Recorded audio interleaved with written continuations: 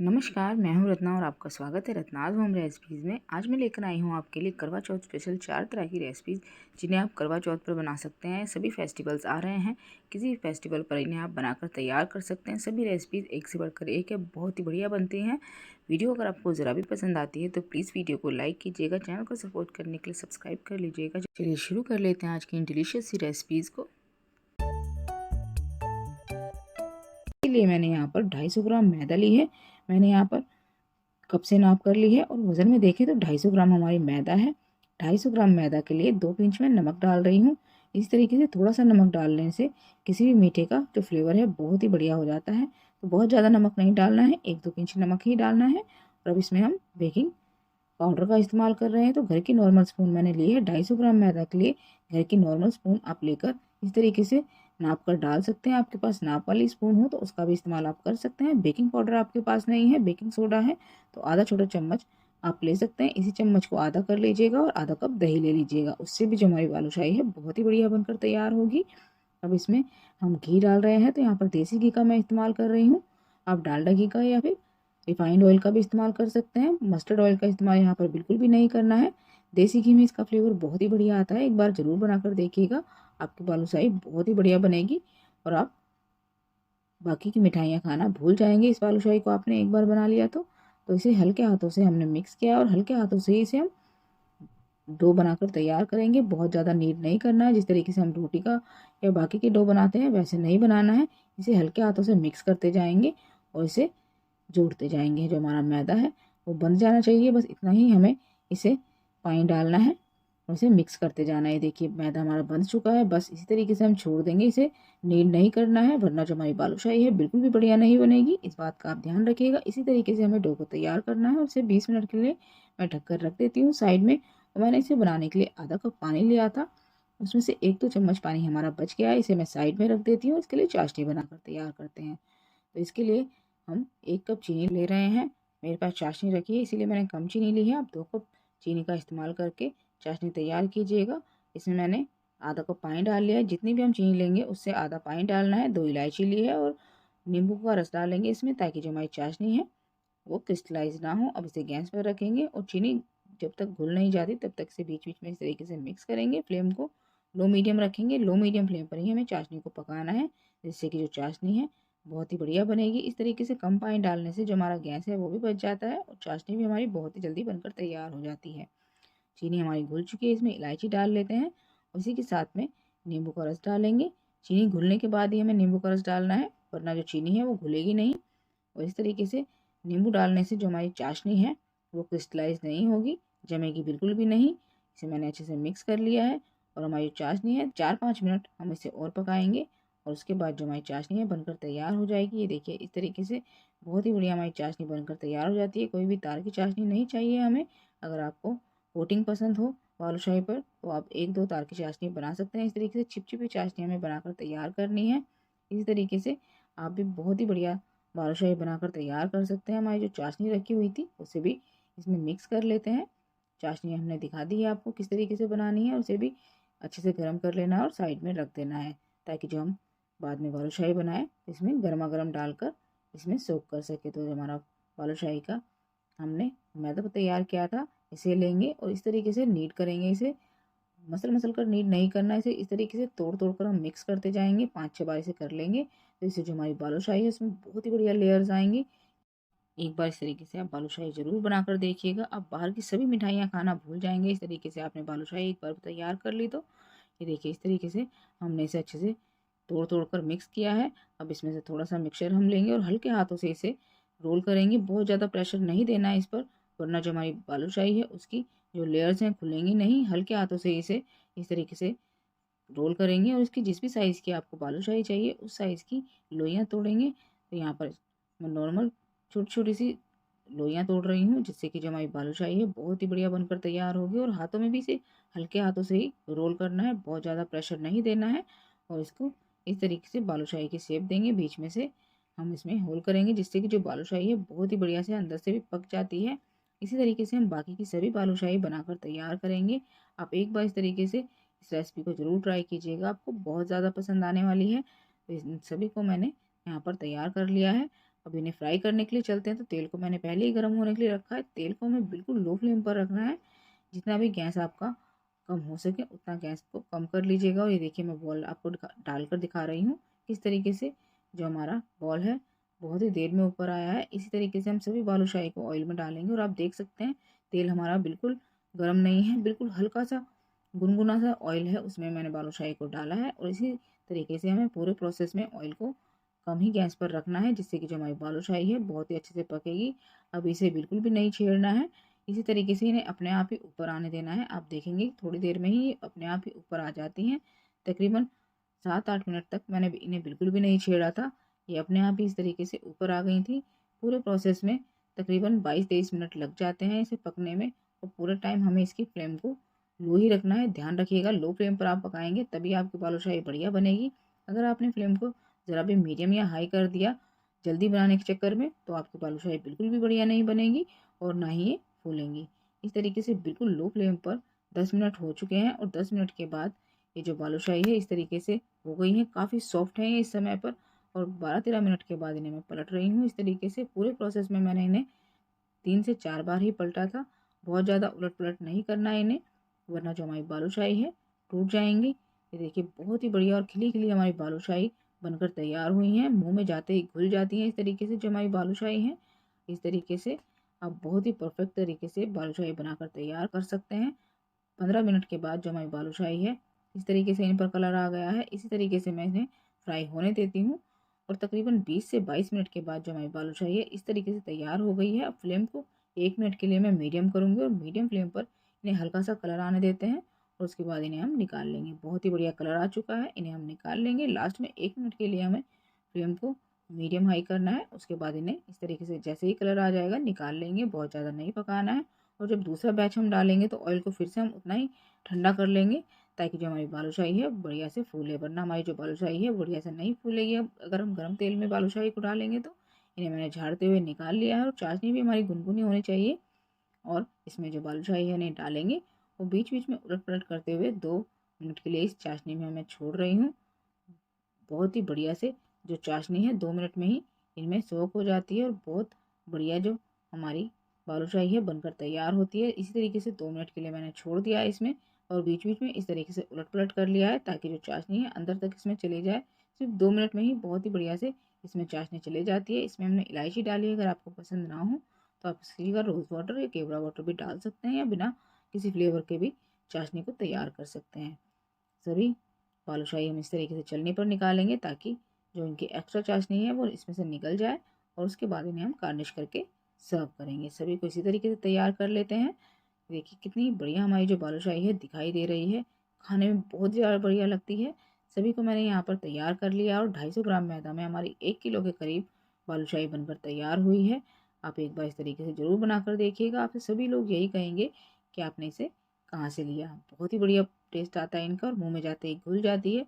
ये देखिए मैं तोड़कर आपको दिखा रही हूँ जो हमारी बालूशाही है कितनी बढ़िया बनी है और अंदर तक इसमें चाशनी गई है। ऐसा नहीं है कि इसमें चाशनी ना जाए, सिर्फ 2 मिनट में ही चाशनी इसमें अंदर तक चले जाती है। इस तरीके से आप भी बहुत ही आसानी से बिल्कुल परफेक्ट तरीके से इस बालूशाही को बनाकर तैयार कर सकते हैं। आपको ध्यान ये रखना है कि जब इसे हम ऑयल में डालें तो ऑयल बिल्कुल हल्का गर्म होना चाहिए और पूरे प्रोसेस में हमें ऑयल को इसी तरीके से रखना है। बिल्कुल पेशेंस से हमें इसे बनाना है। जल्दबाजी करेंगे तो आपकी बालूशाही बिल्कुल भी बढ़िया नहीं बनेगी। इसके लिए हमें सिर्फ मैदा की ज़रूरत है, तो हम यहाँ पर मैदा ले लेते हैं। तो मैदा मैं 1 कप ले रही हूँ। मैदा से ही इसे बनाएंगे तो बहुत ही बढ़िया टेस्ट आता है। और इसमें सिर्फ 1 पिंच में नमक डाल रही हूँ, जिससे कि इसका जो फ्लेवर है बहुत ज़्यादा बढ़ जाएगा। किसी भी मीठे में 1 पिंच नमक डालने से उसका फ्लेवर बहुत ही ज़्यादा बढ़ जाता है। अब इसमें मैं देसी घी डाल रही हूँ। तो यहाँ पर इस तरीके से मैं स्पून से भरकर डाल रही हूँ, क्योंकि जमा हुआ घी है तो मैंने इतना ही डाला है। अगर मेल्टेड हो तो इसी स्पून से आप 3 चम्मच भी ले सकते हैं। तो इस तरीके से इसे मिक्स कर लेंगे। इसमें हमें कोई मुट्ठी वगैरह बांध कर नहीं देखनी है। आप चाहें तो इसकी जगह ऑयल भी ले सकते हैं, लेकिन देसी घी से इसमें बहुत ही बढ़िया टेस्ट आता है। इसे अच्छे से मिक्स मैंने कर लिया है। अब इसमें धीरे धीरे करते हुए पानी डालेंगे और इसका सख्त डो हमें बनाकर तैयार करना है। सॉफ्ट डो नहीं होना चाहिए, सख्त ही बनाना है और बहुत ज़्यादा सख्त भी नहीं बनाना है, मीडियम सख्त बनाना है। तो इस तरीके से इसमें धीरे धीरे करते हुए हम पानी डालेंगे और इसका डो तैयार कर लेंगे। बहुत ही बढ़िया लगती है ये रेसिपी, एक बार ज़रूर बना कर देखिएगा। इसे आप किसी भी फेस्टिवल पर बना सकते हैं या कभी कुछ मीठा खाने का मन करे तब भी आप इसे बनाकर तैयार कर सकते हैं। तो डो मैंने तैयार कर लिया, रेस्ट करने के लिए रख देते हैं। मैंने आधा कप पानी लिया था, उसमें से भी आधा कप ही पानी लगा है। अब इसके लिए चाशनी तैयार कर लेते हैं। तो यहाँ पर मैंने आधा कप चीनी ली है। आप चाहें तो यहाँ पर 1 कप चीनी भी ले सकते हैं। जितनी चीनी लेनी है उतना ही पानी लेना है। मेरे पास थोड़ी चाशनी पहले की रखी हुई है, मैंने गुलाब जामुन बनाए थे उसकी, तो उसका इस्तेमाल मैं करूँगी, इसलिए मैंने आधा कप ही चीनी ली है, बताने के लिए आपको कि किस तरीके से चाशनी बनानी है। तो इन दोनों को ही उबलने के लिए रख दिया है मैंने, बीच बीच में चलाते रहेंगे और इसे अच्छे से पका लेंगे। इसे हमें कोई तार की चाशनी नहीं बनानी है, चीनी मेल्ट हो जाए बस इतना ही हमें करना है। इसमें 2 इलायची को पीस कर मैंने डाल दिया है। फ्रेश इलायची को, आपके पास पाउडर हो तो उसका भी इस्तेमाल कर सकते हैं, या कोई और फ्लेवर आप डालना चाहें तो वो भी डाल सकते हैं। चीनी की घुलने के बाद 3-4 मिनट के लिए मैंने इसे लो मीडियम फ्लेम पर पकाया, क्योंकि चाशनी काफ़ी कम है तो इसलिए लो मीडियम फ्लेम पर इसे मैंने पकाया है। और इसे चेक कर लेते हैं। तो चेक करने के लिए देखिए इस तरीके से उंगलियों के बीच में और इसे चिपका कर देख रहे हैं, तो चिपचिपी चाशनी होनी चाहिए, जिस तरीके से ऑयल महसूस होता है। तो बस इसी तरीके से चाशनी हमारी तैयार है। इसे उतार लेते हैं और रख देते हैं। किसी भी तार की या गाढ़ी चाशनी हमें नहीं बनानी है, इसे साइड में रख दिया है। जो डो रखा था हमने वो भी अच्छे से रेस्ट कर चुका है। थोड़ा सा नीट कर लेंगे 1-2 मिनट के लिए, ताकि जो डो है हमारा सॉफ्ट हो जाए। तो इसे अच्छे से मसल कर हम सॉफ्ट कर लेते हैं। तो देखिए इस तरीके का डो है, बहुत ज़्यादा हार्ड भी नहीं है और बहुत ज़्यादा सॉफ्ट भी नहीं है। तो इसे इस तरीके से लोइयों में डिवाइड कर लेते हैं हम। तो मैं यहाँ पर इसकी 5 लोइयाँ तोड़ रही हूँ। आप चाहें तो 4 लोइयाँ या 3 लोइयाँ भी तोड़ सकते हैं, लेकिन जितनी हम इसकी लोइयाँ और रोटियाँ बनाएंगे उतनी ज़्यादा इसमें लेयर निकल कर आती है। जितनी कम इसमें हम रोटियाँ बनाएंगे उतनी कम इसमें लेयर निकलती है। तो यहाँ पर इसके लिए हम एक घोल तैयार कर लेते हैं। तो 3 चम्मच मैं यहाँ पर मैदा ले रही हूँ। इसकी जगह कॉर्नफ्लोर भी ले सकते हैं आप, लेकिन मैदा लेंगे तो ज़्यादा बढ़िया रहेगा, क्योंकि कॉर्नफ्लोर ऑयल में जाकर बहुत ज़्यादा फैलता है। तो इस तरीके से यहाँ पर मैंने मैदा ली है और इसमें घी डाल लिया है मेल्ट करके। 3 चम्मच मैंने डाला है। इसे अच्छे से मिक्स कर लेते हैं, और ज़रूरत होगी तो और डाल लेंगे। तो थोड़ा सा और घी मैं डाल लेती हूँ इसमें। तो इस तरीके से बहुत ही बढ़िया इस रेसिपी को आप बनाकर तैयार कर सकते हैं। आप इसे देसी घी की जगह रिफाइंड ऑयल से भी बना सकते हैं। जैसे हमने आगे देसी घी डाला था उसमें भी आप रिफाइंड ऑयल डाल सकते हैं, और यहाँ पर भी आप इसमें रिफाइंड ऑयल डाल सकते हैं।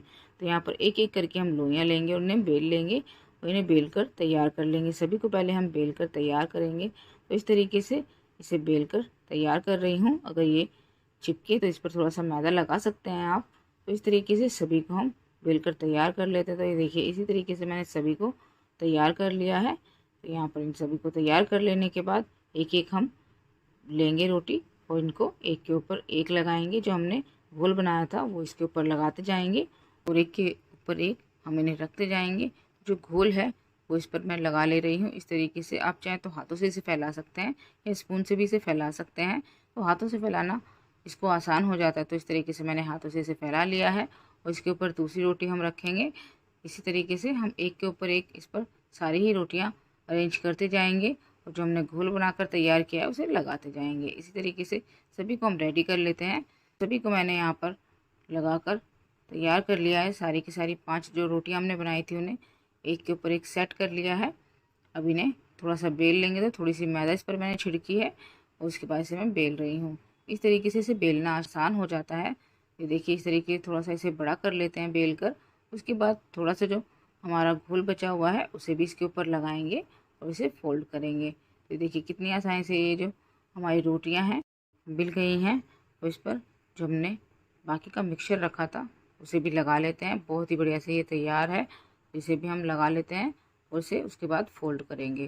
तो इसे भी लगा लिया है। इस तरीके से इसमें बहुत ही बढ़िया लेयर निकल कर आती है इस घोल को लगाने से, क्योंकि हमने जो इसमें घी डाला है उससे हर एक लेयर अलग अलग हो जाती है घी और मैदा से। तो इस तरीके से इसे हल्के हाथों से फोल्ड करना है हमें और इसे पूरा रोल बना लेना है। इसी तरीके से इस रोल को तैयार कर लेती हूँ मैं। उसके बाद इसे कट करेंगे और हमारी जो मठरी है लेयर मठरी वो तैयार हो जाएगी। तो इस तरीके से आप बहुत ही बढ़िया ये मठरी बनाकर तैयार कर सकते हैं। बहुत ही ज़्यादा स्वादिष्ट लगती है, एक बार ज़रूर बनाकर देखिएगा। इसे हमने देसी घी से बनाया है तो इसमें ज़बरदस्त टेस्ट आता है।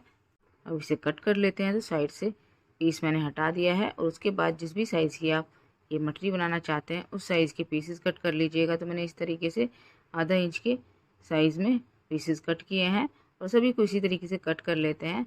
इस तरीके से आप बहुत ही बढ़िया ये खाजा मठरी बनाकर तैयार कर सकते हैं, जो खाने में ज़बरदस्त लगती है।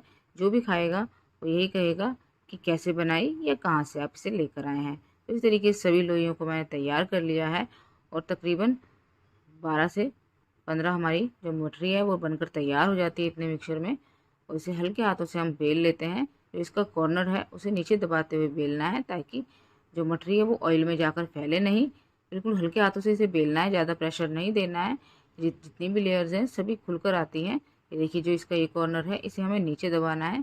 ये ध्यान रखिएगा आप, इस तरीके से नीचे दबाकर इसे हल्के हाथों से दबाकर बेल लेना है। हल्के हाथों से ही बेलना है, ज़्यादा प्रेशर नहीं देना है। तो सभी को हम इसी तरीके से तैयार कर लेते हैं। वीडियो अगर आपको ज़रा भी पसंद आ रही है तो प्लीज़ वीडियो को लाइक कर लीजिएगा और ध्यान रखिएगा जब भी आप मठरी को बेलें तो जिसका ये कॉर्नर है इसे नीचे दबा लीजिएगा, जिससे कि जो ये मठरी है हमारी ऑयल में जाकर फूलेगी नहीं, क्योंकि इसका कॉर्नर हमने दबा दिया। अगर ये कॉर्नर खुला रहेगा तो ये जो मठरी है पूरी फैल जाएगी ऑयल में जाकर। तो इस तरीके से आप ज़रूर दबा लीजिएगा। तो सभी को मैंने इस तरीके से तैयार कर लिया। इन्हें फ्राई कर लेते हैं। तो ऑयल को चेक कर लेते हैं। देखिए, फ्लेम को बिल्कुल मैंने लो फ्लेम पर रखा और ऑयल इतना ही गर्म होना चाहिए। उसके बाद इसमें हम मठरी डालेंगे। ध्यान रखिएगा तभी इसकी लेयर निकलेंगी जब ऑयल बिल्कुल इस तरीके का तैयार होगा। अगर ज़्यादा गर्म ऑयल में से हम डालेंगे तो जो मठरी है वो सीख तो जाएगी, लेकिन इस तरीके से इसकी लेयर नहीं निकल पाएंगी। तो इसे इस तरीके से मैंने डाल लिया है। जितनी मठरी आपकी कढ़ाई या पैन में जिसमें भी आप फ्राई कर रहे हैं आ जाए उतनी ही डालिएगा, ज़्यादा नहीं डालनी है।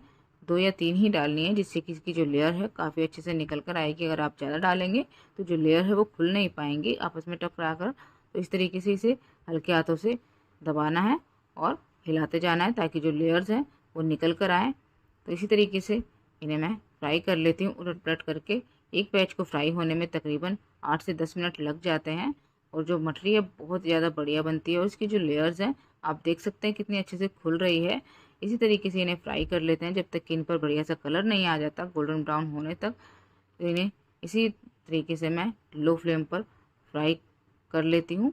तो यहाँ पर मैंने इसे 8 मिनट के लिए लो फ्लेम पर फ्राई किया है। काफ़ी अच्छे से फ्राई हो चुकी है। अब इसमें बढ़िया सा कलर देने के लिए मैंने 2 मिनट के लिए मीडियम हाई फ्लेम पर इन्हें फ्राई किया है। इसमें अच्छे सा कलर आ चुका है। अब इन्हें निकाल लेते हैं। इस तरीके से आप भी फ्राई कीजिएगा। लास्ट में 1-2 मिनट के लिए फ्लेम को मीडियम हाई कर सकते हैं। इसी तरीके से हम बाकी की मठरी भी तैयार कर लेते हैं।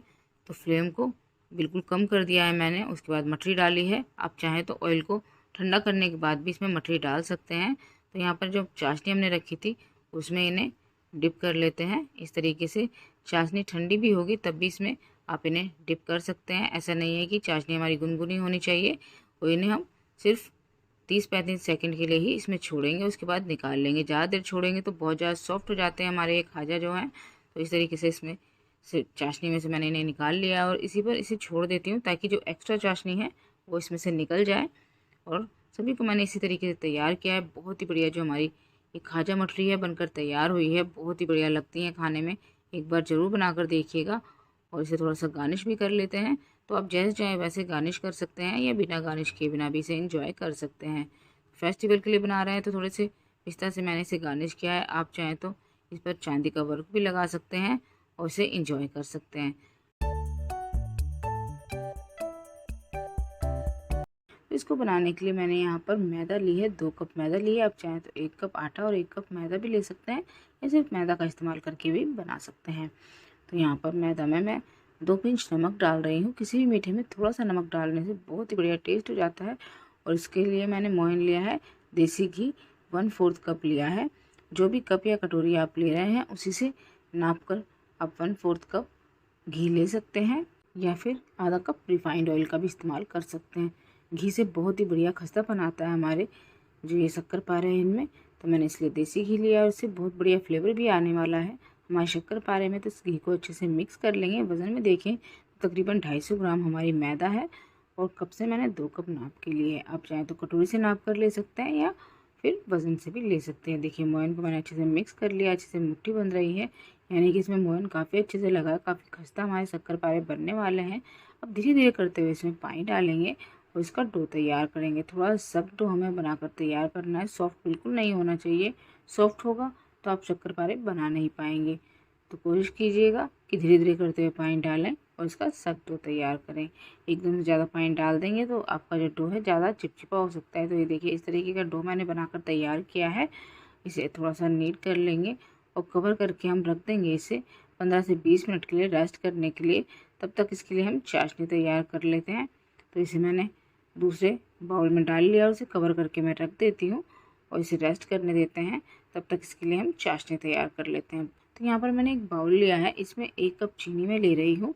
आप चाहें तो ज़्यादा चीनी भी ले सकते हैं, लेकिन 2 कप मैदा के लिए 1 कप चीनी काफ़ी रहती है। इसमें आधा कप मैं पानी डाल रही हूँ। यहाँ पर इसमें 2 इलायची डाल रही हूँ कूट के, ताकि बढ़िया सा फ्लेवर आ जाए इसमें। मैंने कोई कलर इसमें नहीं डाला है चाशनी में, आप चाहें तो कलर भी डाल सकते हैं। इसी तरीके से मैं चाशनी को पका लेती हूँ। और जो इलायची के पोट मैंने डाले हैं वो कूट कर डाले हैं, ताकि इनका जो फ्लेवर है काफ़ी अच्छे से हमारी चाशनी में आ जाए। तो इसे पकने देते हैं। इस तरीके से बीच बीच में चलाते रहेंगे ताकि जो चीनी है वो काफ़ी अच्छे से घुल जाए। तो चीनी जब हमारी घुल जाएगी उसके बाद सिर्फ 1-2 मिनट इस चाशनी को पकाना है और चाशनी हमारी तैयार हो जाएगी। क्योंकि हमने ज़्यादा पानी नहीं डाला है चाशनी में, तो जो चाशनी है बहुत ही जल्दी बनकर तैयार हो जाती है। बीच बीच में चलाते हुए मैंने पका लिया है। और चेक करने के लिए इस तरीके से चेक करेंगे। चाशनी को लेंगे, हल्का ठंडा करने के बाद उंगलियों के बीच में आप देख सकते हैं हल्का सा तार दिखाई दे रहा है। तो ऐसा ही तार हमें चाहिए। आप चिपचिपी चाशनी बोल सकते हैं या फिर एक तार की चाशनी आप इसे बोल सकते हैं। अब इसमें थोड़ा सा नींबू का रस मैं डाल दे रही हूँ। तो ये देखिए इस तरीके से 1 छोटा चम्मच के करीब आप डाल लीजिएगा। इससे जो हमारी चीनी है वो क्रिस्टलाइज नहीं होगी। अगर आपको शक्कर पारों पर चाशनी जमी हुई अच्छी लगती है तो नींबू का रस आप बिल्कुल मत डालिएगा, इस तरीके से रहने दीजिएगा। फिर जब शक्कर पारे आप इसमें डिप करेंगे तो उन पर जो चाशनी है वो कोट हो जाएगी और वाइट वाइट नज़र आएगी। तो यहाँ पर जो डो था उसे भी मैंने ले लिया है। इसे हल्का सा नीट करेंगे और उसके बाद इसे हम शेप देना शुरू करेंगे। तो लेने के बाद मैंने इसे अच्छे से नीट कर लिया है 1-2 मिनट के लिए। अब इसमें से लोइयाँ तोड़ेंगे और इन्हें बनाना शुरू करेंगे। तो एक बड़ी सी लोई मैंने तोड़ी है। अब इसे बेल लेते हैं, बड़े साइज़ में से बेलेंगे ताकि इसमें से काफ़ी सारे शक्करपारे हमारे निकल जाएं। तो इसे इस तरीके से मैं बेल ले रही हूँ। आप किसी भी शेप में बना सकते हैं, लेकिन इस शेप में आप बनाकर देखिएगा शक्करपारों को। बहुत ही बढ़िया और बहुत ही अच्छे लगते हैं हमारे शक्करपारे देखने में भी, और खाने में तो है ही लाजवाब। तो इस तरीके से इसको मैंने बेल कर तैयार कर लिया है।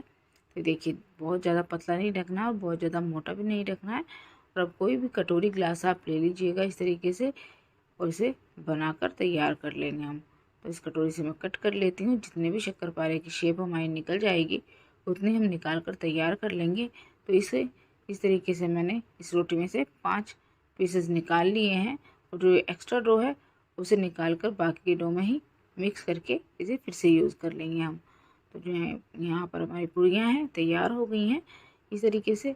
अब इसमें नाइफ़ की हेल्प से हम इस तरीके से कट लगाएंगे। ऊपर की साइड और नीचे की साइड को छोड़ देंगे और बीच में हमें इस तरीके से कट लगाना है, जिससे कि बहुत ही सुंदर हमारे जो शक्करपारे हैं उनकी शेप बनकर आएगी।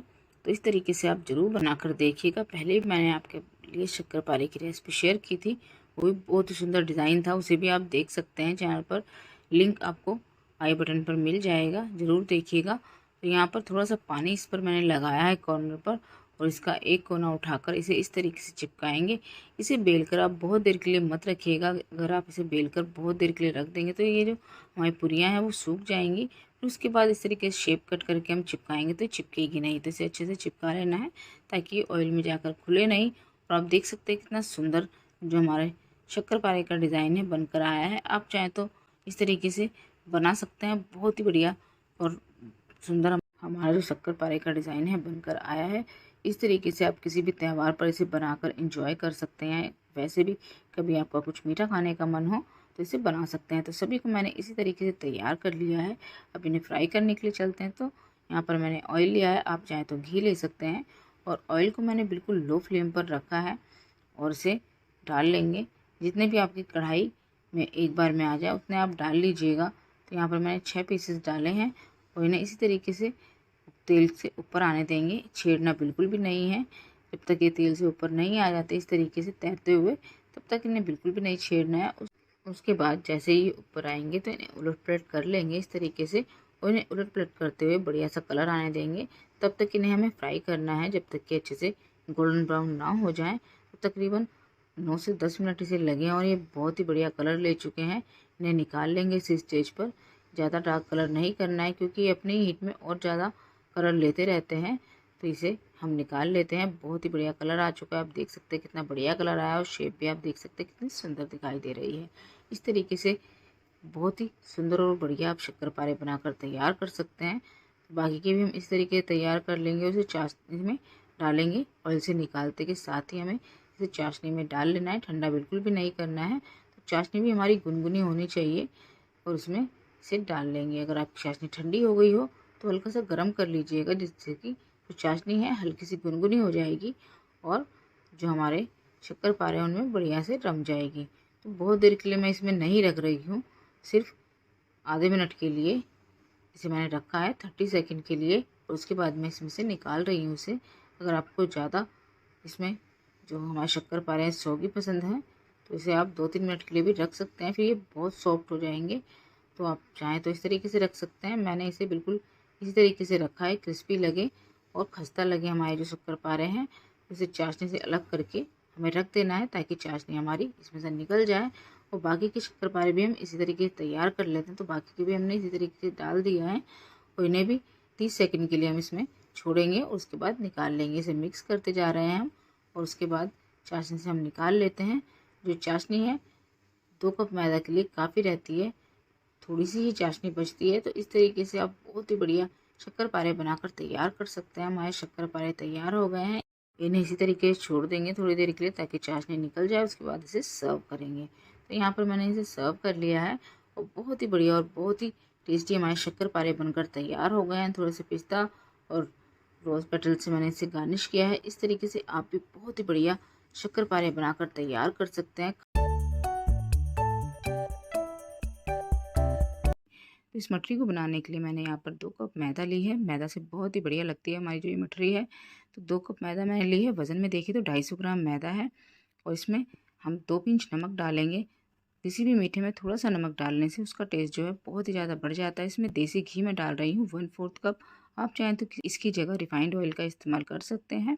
मैंने देसी घी का इस्तेमाल किया है। देसी घी से इसमें बहुत ही बढ़िया फ्लेवर आता है। एक बार ज़रूर बनाकर देखिएगा इस तरीके से। अब इन सभी चीज़ों को अच्छे से मिक्स कर लेते हैं।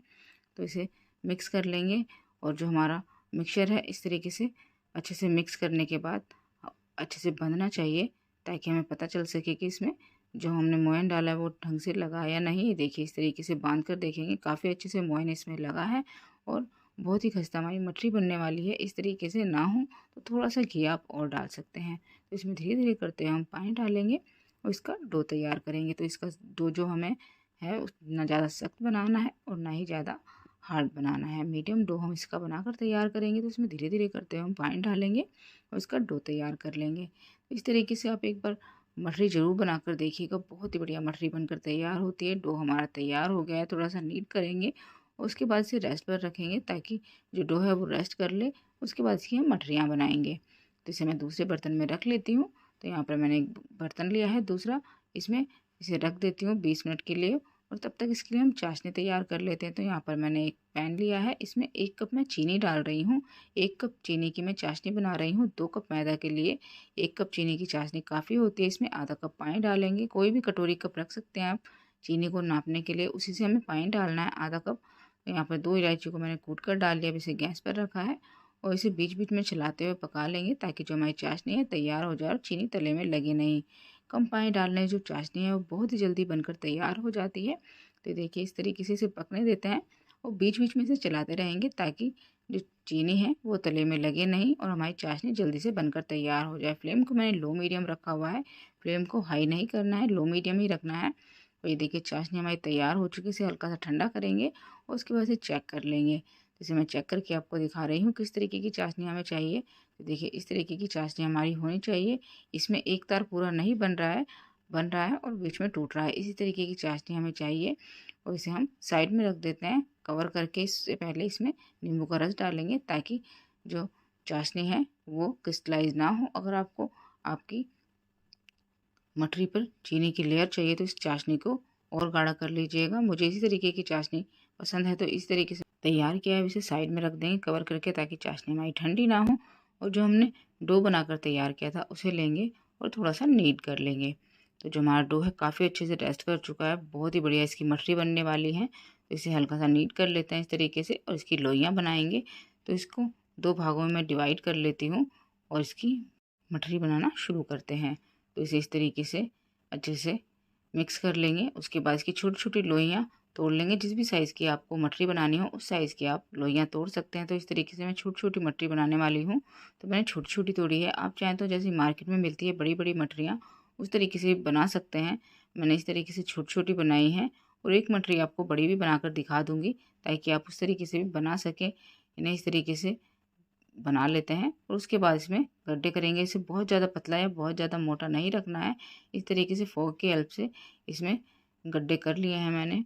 आगे पीछे दोनों ही साइड में करने हैं, ताकि जो हमारी ये मठरी है ऑयल में जाकर फूले नहीं। इसे साइड में रख लेते हैं और एक बड़ी भी मैं बनाकर दिखा देती हूँ, जिस तरीके से मार्केट में मिलती है बड़े साइज़ की। आप चाहें तो इस तरीके से बड़े साइज़ की बना सकते हैं या फिर छोटे साइज़ की भी बना सकते हैं, जैसी आपको पसंद हो उसके अकॉर्डिंग आप इन्हें बनाकर तैयार कर सकते हैं।